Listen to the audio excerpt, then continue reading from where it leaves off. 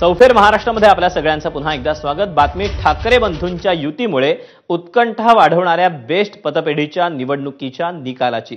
ना ठाकरे ब्रँड ना Bhajap, only शशांकराव panel अशी एकतर्फी ही निवडणूक ठरली। शशांकराव पॅनलचे सर्वाधिक 14 उमेदवार या निवडणुकीमध्ये जिंकलेत, तर महायुतीच्या सहकार समृद्धी पॅनलचे 7 उमेदवार विजयी झालेत। विशेष म्हणजे ठाकरे ब्रँड म्हणून निवडणुकीत प्रचंड गाजावाजा झाल्यानंतर त्यांना भोपळा सुद्धा फोडता आलेला नाही। 21 जागांसाठी झालेल्या निवडणुकीत उद्धव ठाकरे यांनी 19 तर राज ठाकरे यांनी 2 उमेदवार दिले होते, पण त्यांचे सगळे उमेदवार पराभूत झाले। गेल्या 9 वर्षांपासून उद्धव ठाकरेंची बेस्ट पतपेढीमध्ये सत्ता होती। मुंबई महापालिका निवडणुकीपूर्वी ठाकरे बंधू एकत्र येण्याची मोठी हवा निर्माण झाली, पण हे ठाकरे बंधू पहिल्याच परीक्षेत साफ नापास झाल्याचं दिसून आलं। दुसरीकडे महायुतीच्या पॅनलचाही यात पराभव झाला असला तरी ठाकरे बंधूंना धक्का बसल्यानं महायुतीचे नेते हे खुश आहेत।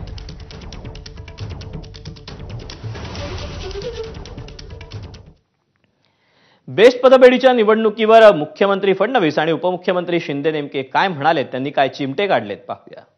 मी कुठले राजकीयकरण त्याचं केलं नाही, पण त्यांनी मात्र आता 2 ठाकरे बंधू एकत्र, आता ब्रँड ठाकरे निवडून येणार, आता अशा प्रकारचं त्यांनी त्याचं राजकीयकरण केलं, पण ते काही लोकांना आवडलेलं दिसत नाही। त्याच्यामुळे त्यांना एकही जागा त्या ठिकाणी मिळालेली नाही। पुढे जाणार मागे जाणार हे कोणी ठरवतं, जनता ठरवत असते, आणि म्हणून या महाराष्ट्रातल्या जनतेने ठरवलेलं आहे की जे काम करणार त्यांना पुढे न्यायचं, जे घरी बसणार त्यांना घरी बसवायचं। सगळे स्पीड ब्रेकर काढून टाकले आम्ही, आणि एक प्रगती सरकार, एक समृद्धी राज्याला आणणारं समृद्धी सरकार या ठिकाणी स्थापन झालेलं आहे, आणि त्याचं काम वेगामध्ये सुरू आहे।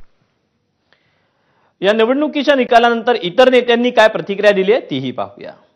मागच्या 1 आठवडाभर चाललेलं आहे, प्रचंड पैशाचा ओघ आला आणि त्याच्यासमोर आम्ही टिकू शकलो नाही। साध्या पतपेढीच्या निवडणुकीमध्ये एवढ्या सिरियसली हा पक्ष ते सगळं काही घेतोय, त्याच्याबद्दल त्यांचं स्वागतही केलं पाहिजे, त्यांचं कौतुकही केलं पाहिजे, आणि त्यांच्यापासून देशाला भीती आहे हे सुद्धा सांगितलं पाहिजे। एकूणच कामगारांसाठी काम केलेलं आहे त्याची पोचपावती। आमची संघटना कोणत्याही पक्षाची संलग्नित नसते। मी ज्या पक्षात आहे नक्कीच त्या पक्षाचे विचार मानतो।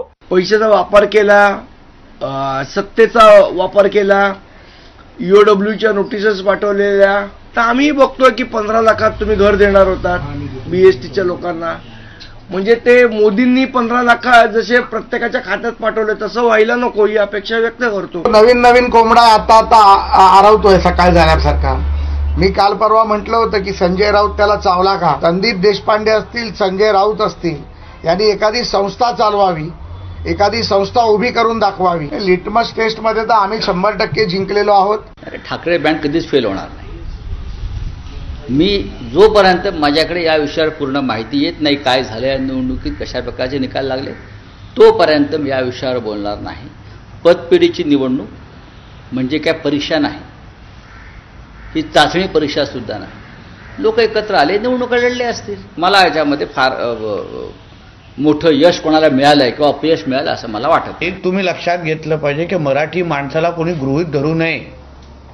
सगळे मतदार हे मराठी होते, आणि सगळ्या मतदारांनी बॅलेट पेपरवर मतदान केलेलं आहे। एका बाजूला मराठी माणसाचे कैवारी आम्हीच हे ह्या नावाने बोंब मारणारे आज सकाळी कुठल्या बिळात लपलेले आहेत। हा जो ठाकरे ब्रँड आहे तो काय हिंदुत्वाशी त्याचा लेना देना नाहीये। पहिल्या दिवसापासून बोलतोय की मराठी माणूस आमच्या बाजूला, मग आम्ही काय पाकिस्तानवरून आलो होतो?